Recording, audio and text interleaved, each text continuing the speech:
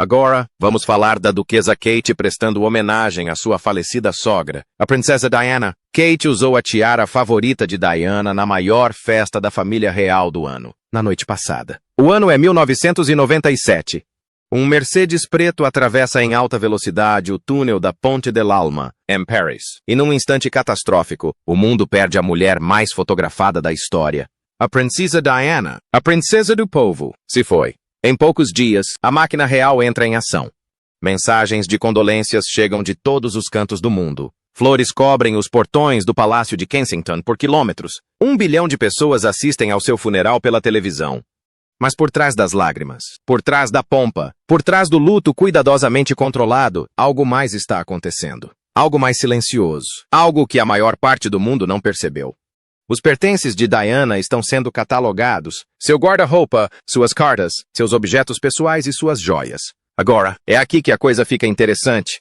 Porque Diana Spencer, antes de ser princesa e muito depois de deixar de sê-lo, acumulou uma das coleções de joias pessoais mais extraordinárias da história da realeza moderna. Peças que lhe foram dadas pela coroa. Peças que ela herdou. Peças que ela mesma comprou. Peças que eram, sem dúvida, inestimáveis. E nos anos que se seguiram à sua morte, uma a uma, essas peças começaram a ressurgir. No pulso de Camila, em um banquete de estado. No pescoço de Sophie, em uma festa no jardim. No dedo de Kate, em um compromisso público.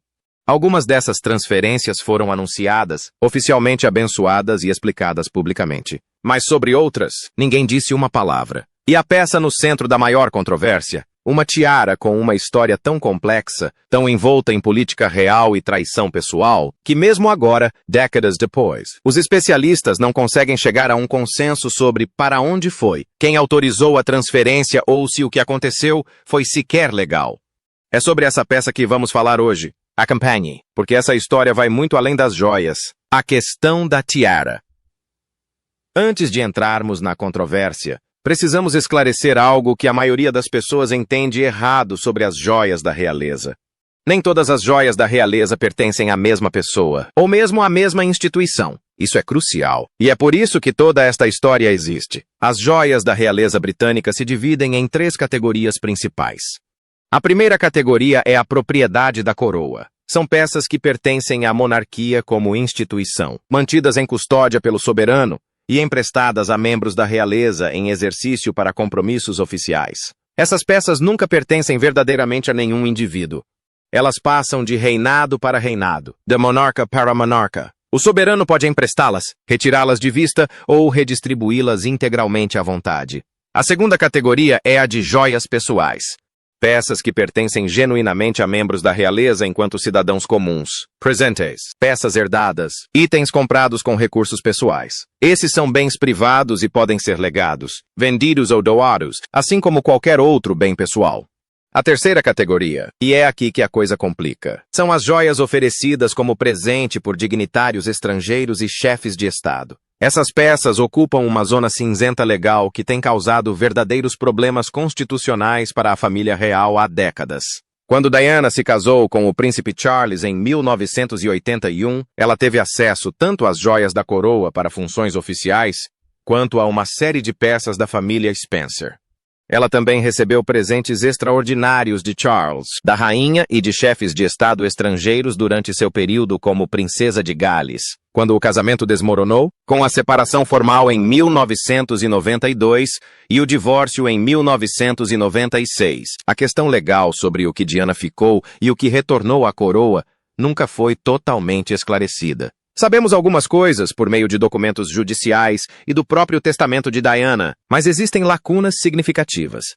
E aqui está a pergunta que quero que vocês guardem na memória agora. Se uma joia foi dada a Diana como presente, um presente genuíno, não um empréstimo, ela se torna automaticamente parte de seu patrimônio quando ela morre? Ou a coroa tem algum direito de reavê-la? A resposta, de acordo com a lei constitucional britânica, é realmente complicada. Segundo vários especialistas em joias e historiadores da realeza que quero explicar hoje, a resposta foi interpretada de maneiras que teriam deixado Diana absolutamente furiosa. A tiara Spencer, aquela sobre a qual ninguém fala. A maioria das pessoas que sabem algo sobre Diana e tiaras pensa imediatamente na tiara Spencer, e com razão. A Tiara Spencer. Aquela peça deslumbrante de guirlanda floral entrelaçada, cravejada de diamantes. É uma das joias mais reconhecidas do mundo, principalmente porque Diana a usou no dia do seu casamento, em 29 de julho de 1981, assistido por 750 milhões de pessoas em todo o mundo. Mas eis algo que muitas vezes as pessoas não percebem. A Tiara Spencer nunca pertenceu a Diana. Ela pertence à família Spencer. Foi emprestado a ela para o casamento. Retornou à família Spencer após sua morte e hoje permanece em sua posse, sendo ocasionalmente usado por outros membros da família Spencer. Essa peça está contabilizada. Essa peça possui uma cadeia de custódia limpa e documentada. É a outra tiara, ao tiaras, no plural, que torna a história consideravelmente mais complexa. Durante seus anos como princesa de Gales, Diana foi fotografada usando pelo menos 6 tiaras diferentes em diversas ocasiões oficiais. Várias dessas peças eram empréstimos da coroa, como a Tiara Cambridge Lover's Knot, por exemplo, que Diana usou repetidamente, e que Kate Middleton foi fotografada usando com frequência desde então.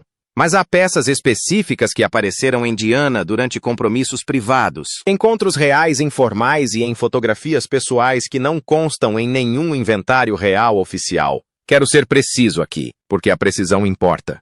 Há evidências documentadas, provenientes de observadores da realeza, de registros de casas de leilão e dos relatos de pelo menos 2 ex-funcionários da Casa Real, de que Diana possuía, na época de sua morte, joias cujo paradeiro nunca foi totalmente contabilizado publicamente. Isso não é teoria da conspiração. Trata-se de ambiguidade documentada.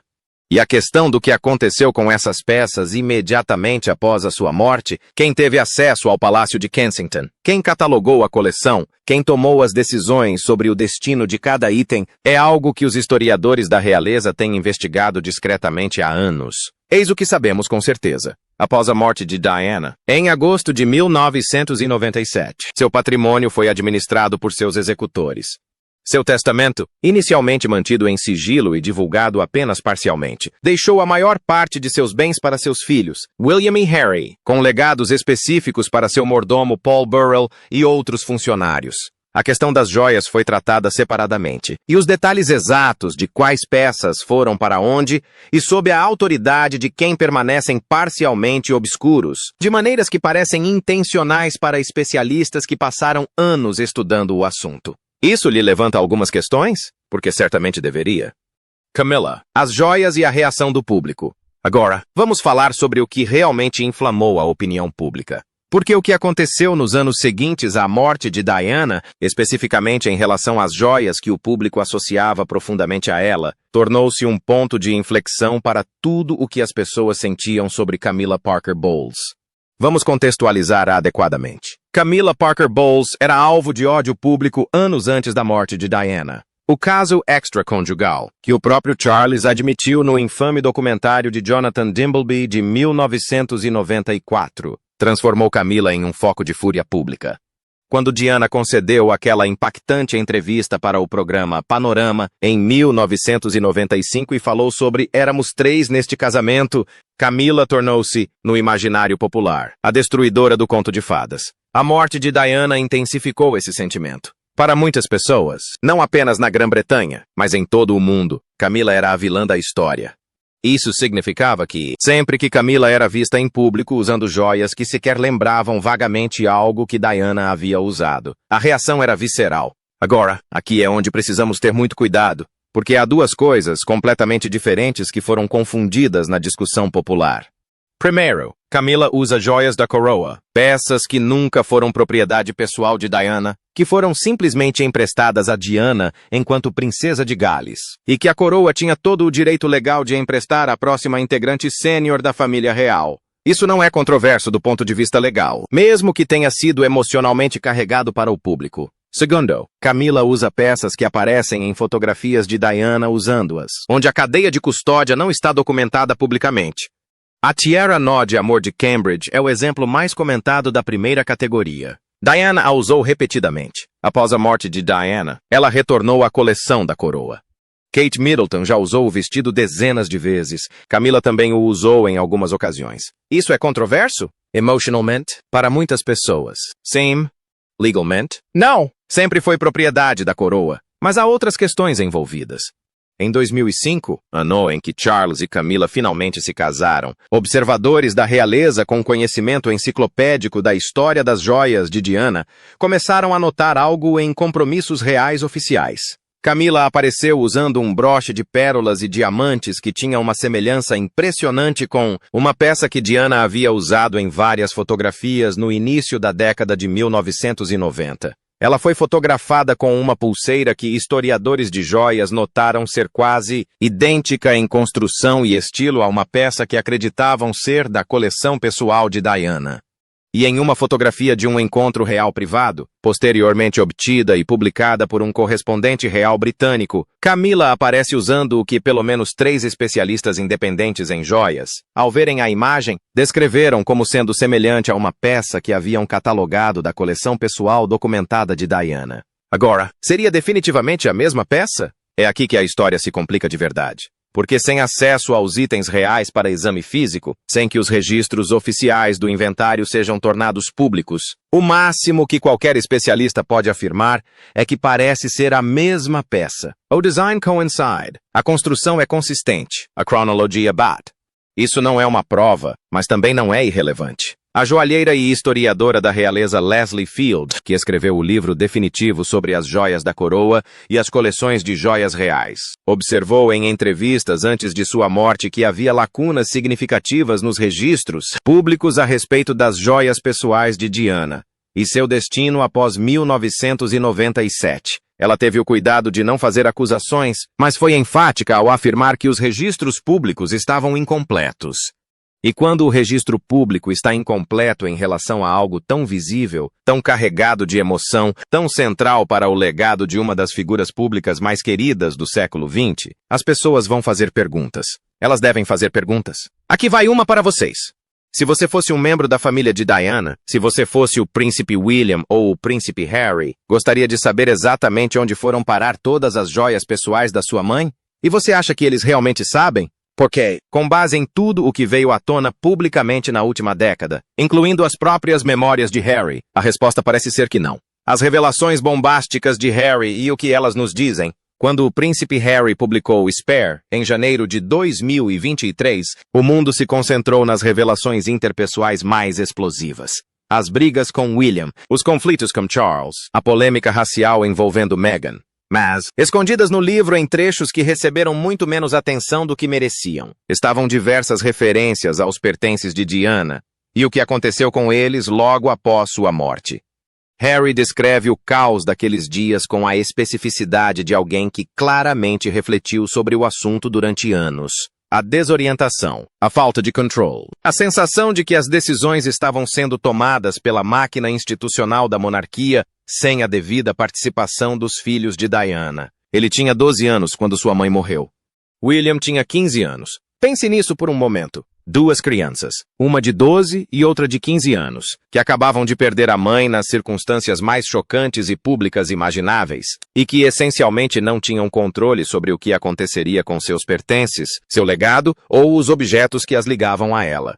Harry falou publicamente e em conversas informais sobre ter recebido peças específicas das joias de sua mãe à medida que crescia. Ele também falou sobre o peso emocional desses objetos, sobre o que significava ter algo tangível que havia pertencido a ela. William, por sua vez, usou o anel de noivado de safira e diamantes de Diana, o mesmo anel que Charles lhe dera, para pedir Kate Middleton em casamento em 2010.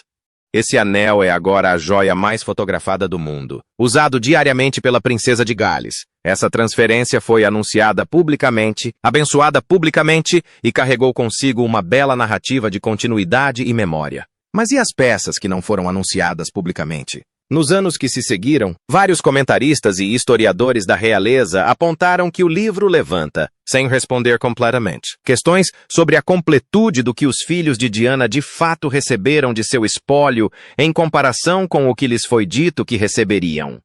Este é um terreno delicado, e quero deixar claro que não estou sugerindo uma conspiração deliberada para privar os filhos de Diana de sua herança. A família real britânica não é uma operação de vilão de James Bond. O que estou sugerindo, e o que as evidências realmente apontam, é que nas semanas confusas e emocionalmente avassaladoras que se seguiram à morte de Diana, decisões institucionais foram tomadas rapidamente, sem total transparência, por pessoas cuja lealdade primordial era à coroa e não ao legado pessoal de Diana. E algumas dessas decisões envolviam joias. A questão é, quais decisões? E elas são reversíveis? O relato do joalheiro real. Agora, vamos falar sobre o que os profissionais de joalheria realmente sabem e o que estão dispostos a dizer publicamente.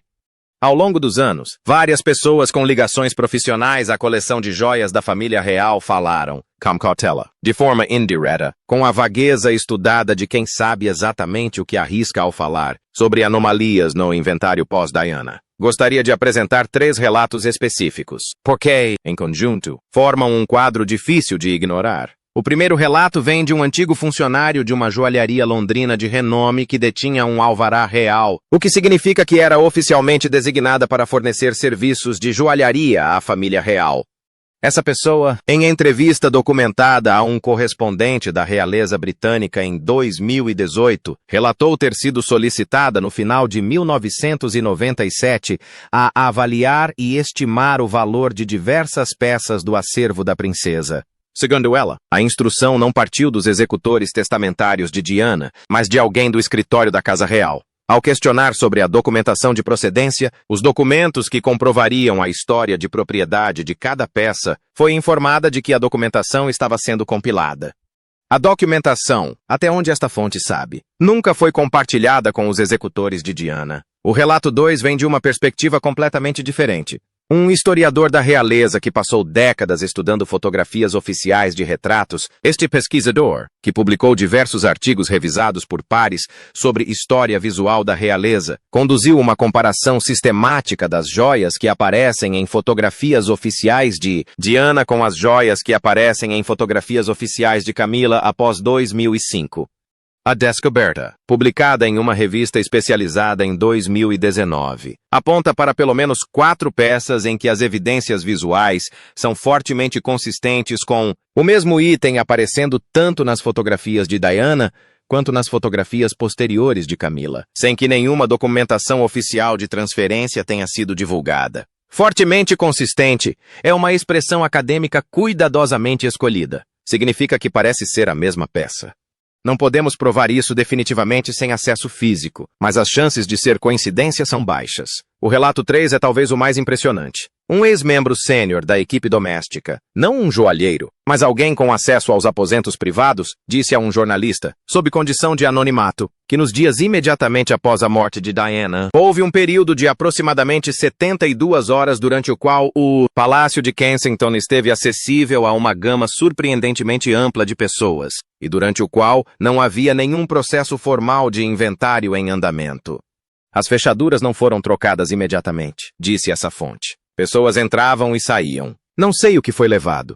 Eu sei o que vi quando o inventário formal finalmente começou, e sei o que tinha visto antes. Essa pessoa se recusou a dar mais detalhes, mas foi específica sobre uma coisa. Acreditava que o inventário formal, quando finalmente realizado, não abrangeu tudo o que havia pertencido à coleção pessoal de Diana. Antes que a sessão de comentários exploda, deixe-me ser bem claro sobre o que estou dizendo e o que não estou dizendo. Não estou afirmando que Camilla Parker Bowles entrou pessoalmente no Palácio de Kensington e se apropriou das joias de Diana. Estou dizendo que, no período caótico, emocionalmente devastador e institucionalmente avassalador que se seguiu à morte de Diana, houve uma janela de oportunidade durante a qual objetos poderiam ter sido movidos, legalmente ou não, sem a devida documentação.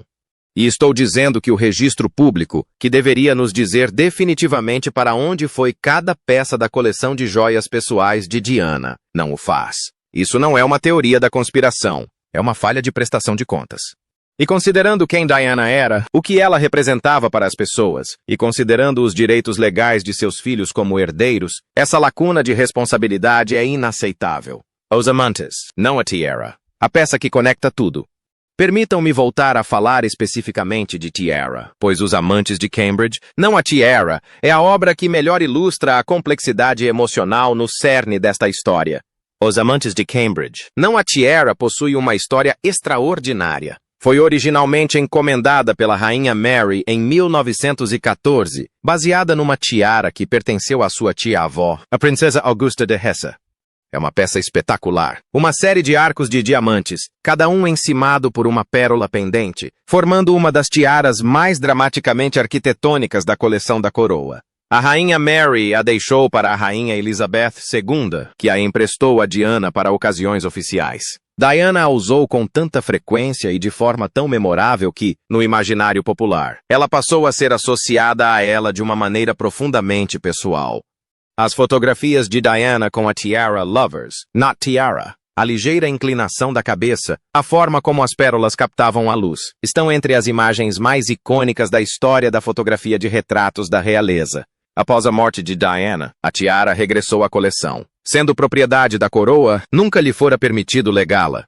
Então, algo interessante aconteceu. Camilla, após se tornar rainha consorte em 2022, apareceu usando diversas peças da coroa em eventos oficiais. Mas, nos anos entre o casamento de Charles e Camilla em 2005 e a ascensão de Charles ao trono em 2022, houve ocasiões em que Camilla foi vista usando peças que, da maneira peculiar como os observadores da realeza acompanham esses eventos, provocaram intensa reação pública devido à sua associação com Diana. Agora, aqui está a questão que eu realmente quero abordar, porque acho que ela toca no âmago emocional do porquê as pessoas se importam tanto com isso. Há algo de errado em Camilla usar uma peça que Diana também usou. Se ambos os usos foram empréstimos da coroa legalmente permitidos? Legalmente, não. Eticamente. É aí que a coisa complica de verdade.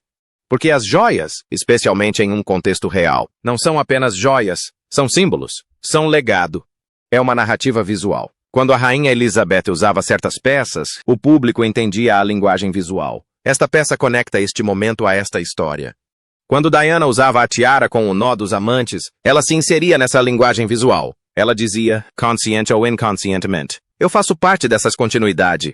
Quando Camilla usa uma peça que o público associa principalmente a Diana, especialmente nos anos em que o relacionamento de Camilla com Diana estava tão vivo na memória pública, isso se torna algo mais do que uma decisão prática sobre qual tiara usar em um jantar de estado.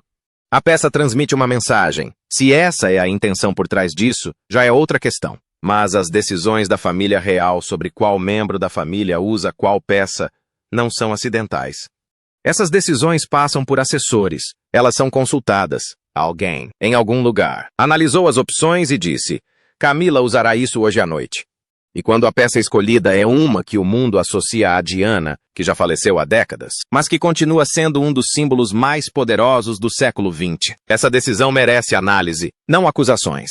Análise. O que você acha? A reação emocional das pessoas ao verem alguém que não seja Diana usando peças que pertenceram a ela é racional? Ou é uma forma de luto que impede qualquer avaliação ponderada da realidade prática? Eu realmente quero saber sua opinião. Deixe sua opinião nos comentários. Abordagens diferentes de William e Harry. Aqui está algo fascinante que não é discutido com frequência suficiente neste contexto. William e Harry lidaram com o legado de joias de sua mãe de maneiras profundamente diferentes. E essas diferenças nos dizem algo importante sobre como cada um deles lidou com a morte da mãe, sua relação com a instituição que tanto a moldou quanto a decepcionou, e sua visão sobre o que o legado de Diana deveria representar. William, como já mencionamos, deu o anel de noivado de Diana para Kate. Esse foi um ato de continuidade profundamente público e simbólico, colocando a joia mais famosa de Diana no dedo da mulher que eventualmente se tornaria a próxima rainha consorte da Inglaterra. De certa forma, isso trouxe as joias de Diana de volta à narrativa oficial da família real. A abordagem de Harry tem sido diferente. Em entrevistas esporádicas e diversas, Harry falou sobre as joias de Diana com uma possessividade quase feroz. Não no sentido de ganância, mas no sentido de alguém que tenta se agarrar a algo que sente ter sido repetidamente tomado, reivindicado ou absorvido por uma instituição em que não confia mais. Harry deu a Meghan um anel com 2 diamantes da coleção de Diana, ladeando uma pedra central de Botswana. Esse anel, uma peça privada e pessoal, não uma joia da coroa, não uma declaração pública, representa algo muito diferente do gesto público de William com o anel de noivado. Harry estava dizendo, isto é nosso, isto é privado, isto não é para a instituição, isto é para a minha família. E quando você entende essa dinâmica, quando entende que Harry passou anos sentindo que a instituição lhe tirou algo repetidamente, inclusive de maneiras que ele conecta ao tratamento dado à sua mãe e à morte dela. Então as perguntas sobre as joias de Diana deixam de parecer mera curiosidade. Elas passam a importar, porque para Harry, para William, para qualquer pessoa que amava Diana, cada peça de joia dela que não tenha sua origem totalmente e transparente explicada, é um fio solto na história do que aconteceu com ela. E todos nós sabemos como é ter fios soltos em uma história que nunca se consegue concluir totalmente. O que dizem os especialistas agora? Permitam-me apresentar a opinião de alguns especialistas contemporâneos, porque a discussão em torno da responsabilidade pelas joias da família real evoluiu significativamente nos últimos 5 anos. Vários fatores contribuíram para isso. Em primeiro lugar, houve um debate cultural mais amplo sobre a opacidade das finanças e dos bens da família real. O patrimônio da coroa, o ducado da Cornualha e as propriedades privadas dos membros mais importantes da realeza.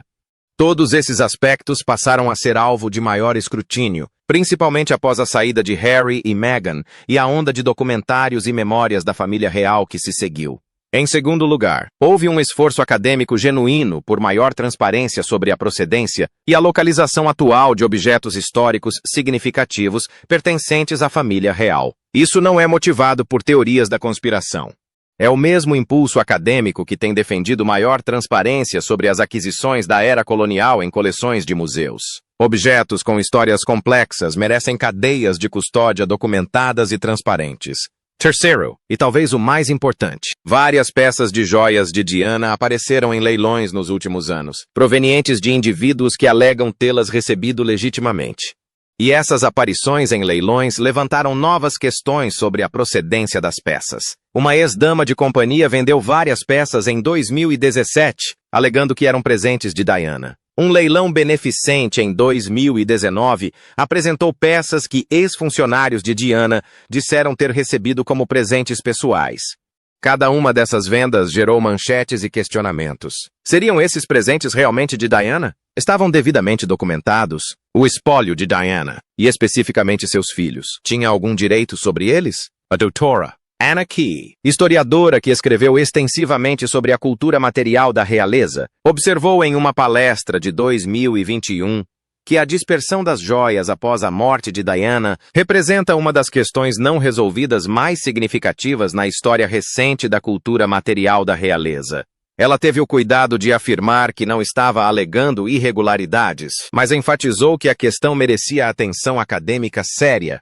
E depois, ao trabalho que está sendo feito por historiadores independentes da realeza, que passaram anos cruzando informações sobre as aparições de Diana com suas joias e fotografias com os registros oficiais sobre o destino de cada item. Suas conclusões, e quero ser preciso quanto a isso, não são de que as joias foram roubadas. Suas conclusões são de que o registro público apresenta lacunas, que peças que aparecem em fotografias pessoais de Diana não constam em nenhum inventário público documentado do que foi legado a seus filhos ou devolvido à coroa.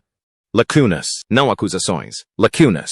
Mas em uma monarquia que exige confiança pública e no legado de uma mulher que foi ela própria vítima da opacidade e do sigilo institucional, essas lacunas não são uma mera nota de rodapé administrativa, são uma falha de prestação de contas. O panorama geral, o que isso realmente significa?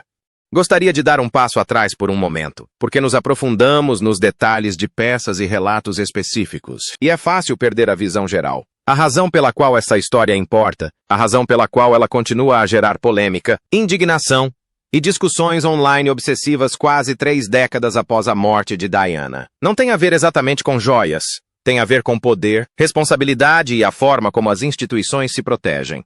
Diana Spencer casou-se com um membro da família mais poderosa da Grã-Bretanha aos 19 anos. Segundo ela própria e todos que a conheceram naquela época, estava completamente despreparada para o que a aguardava. Uma jovem de notável sensibilidade e inteligência emocional foi lançada em uma engrenagem de protocolos, interesses institucionais e cálculos dinásticos que funcionava há séculos, antes de sua chegada e continuaria funcionando muito depois de sua partida. Ela lutou contra isso. Encontrou seu próprio poder nas fotografias, nos apertos de mão, nas conexões pessoais que estabeleceu com pessoas comuns. Aprendeu a jogar o jogo da mídia melhor do que a instituição que a aprisionara nele. E então se foi. E a instituição, como é próprio das instituições, absorveu o choque, recalibrou-se e seguiu em frente. As joias de Diana. Os objetos físicos que ela usava, que ela escolhia, que ela utilizava para contar uma história sobre si mesma em cada aparição pública. Tornaram-se, após sua morte, peças em um jogo para o qual ela não estava mais viva. A coroa reivindicou de volta o que era propriedade da coroa.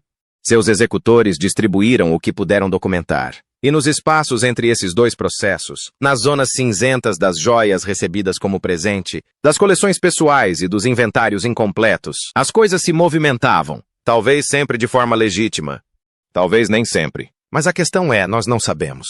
E deveríamos. William e Harry mereciam saber exatamente o que sua mãe possuía. O público, que investiu tanto em Diana, merece transparência sobre o que aconteceu com seu legado. E a própria Diana, a mulher que disse querer ser a rainha dos corações das pessoas, merece que sua história seja contada de forma completa e honesta, até mesmo as partes que a instituição preferiria que permanecessem obscuras. As perguntas que permanecem. Antes de chegarmos à conclusão, quero expor com muita clareza as perguntas específicas que permanecem sem resposta, porque acho importante sermos precisos sobre o que sabemos, o que suspeitamos e o que simplesmente não sabemos. Pergunta 1. Qual era o inventário completo da coleção de joias pessoais de Diana na época de sua morte? Isso nunca foi divulgado publicamente. O testamento de Diana foi parcialmente lacrado e as disposições relativas às joias não foram totalmente reveladas. Pergunta 2. Qual foi o processo de inventário? Quem o supervisionou? Os executores testamentários de Diana estiveram presentes durante todo o processo, ou houve períodos em que o escritório da Casa Real teve acesso sem a presença dos executores? Pergunta 3. Quais peças específicas foram classificadas como propriedade da coroa e devolvidas à coleção real? E com base em que critérios essas classificações foram feitas?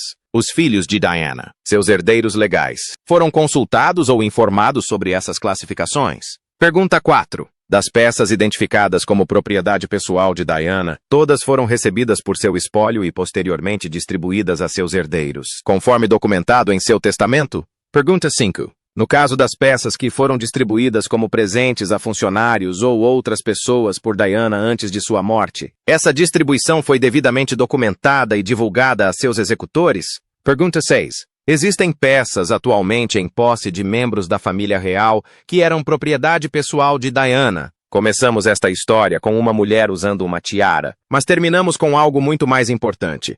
A questão do que devemos à memória das pessoas que moldaram o nosso mundo. Diana não apenas usava joias, ela as usava para se comunicar. Cada peça que escolhia era uma declaração. Às vezes desafiadora, às vezes terna, às vezes estrategicamente brilhante.